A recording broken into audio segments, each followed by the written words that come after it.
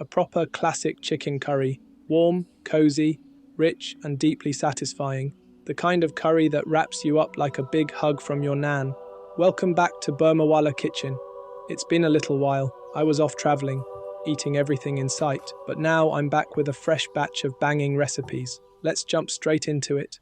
We're starting with 1 kilogram of skinless chicken leg and thigh pieces. To this we add 1 tablespoon of salt, 1 teaspoon of turmeric for that earthy golden base, 1 tablespoon of red chilli powder for a gentle kick, 2 tablespoons of danya jeera, that's our classic coriander and cumin blend, 2 tablespoons of garlic paste, and 2 tablespoons of ginger paste. Give it all a thorough mix until the chicken's beautifully coated in that vibrant spice rub. No need for a long marinade, just let it sit while we get everything else going. If you're meal prepping or cooking ahead, by all means, let it marinate longer for even more depth. Now, grab a nice wide pan and get it on medium heat. We're adding 1/4 cup of oil and 2 tablespoons of ghee, because that combo gives us both high heat frying power and that unmistakable buttery richness. As soon as that's hot, in goes 3 small onions, finely chopped. I blitzed mine in a food processor to save time. But if you've got knife skills and the patience, go old school. Either way, we want to sauté these onions until they're soft golden brown. This'll take about 10 minutes and it's the longest part of the recipe, so make a cuppa if you like. When your onions are about 70% of the way to golden perfection, it's time for the aromatics. In goes 1 teaspoon of whole black peppercorns, 1 teaspoon of whole zeera, cumin seeds, 2 black cardamom pods, 5 green cardamom pods, 2 small cinnamon sticks, and 1 teaspoon of cloves. Toast those gently in the onion mix for 2 minutes, and as soon as that gorgeous, warm, spicy aroma hits your nose, you'll know you're on the right track. It's the smell of proper home cooking. Next up, 4 tablespoons of thick tomato paste. This brings a deep, rich flavour and a beautiful red colour to our curry. Fry it off for a minute or two, adding a splash of water if it starts sticking. You'll know it's cooked through when the oil starts to separate and rise to the top. That's your cue. Now it's time for our marinated chicken to make its grand entrance. Tip it all in, make sure every last bit of spice gets in there, and give it a good stir. We're searing the chicken now, just for 2 to 3 minutes, to wake up those spices and start building that rich base.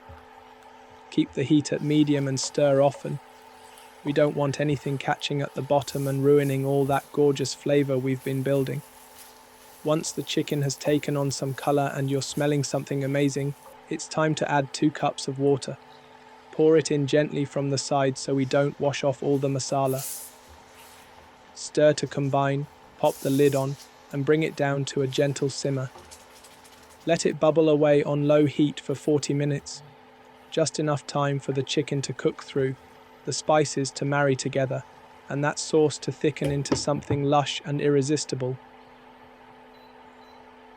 40 minutes later, take off the lid and feast your eyes.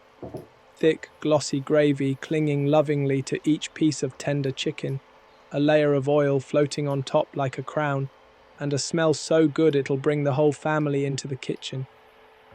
Finish it off with a generous handful of chopped fresh coriander, bright, herby, and the perfect final flourish. And that's it, a proper home-style chicken curry made with love, in your very own kitchen, in under an hour.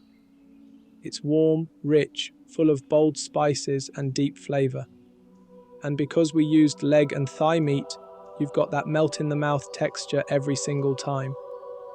This dish is naturally on the milder side, so it's great for feeding the whole family. But if you're a spice lover, feel free to crank up the chilli powder or toss in a few fresh green chilies at the end. You do you. Oh, and it's brilliant for meal prep. I portioned mine into freezer-friendly containers and it goes straight from freezer to microwave. 5 minutes later, you've got yourself a steaming hot homemade curry. Dinner sorted. Serve it with fluffy basmati rice, a couple of buttery naans, or why not both? Double carbs, double comfort, double happiness. As always, all the ingredients and step-by-step instructions are in the description below. If you enjoyed the video, don't forget to like, comment and subscribe. It really helps the channel grow and I love hearing from you all. From our Burmawala kitchen to yours, happy cooking and see you in the next one.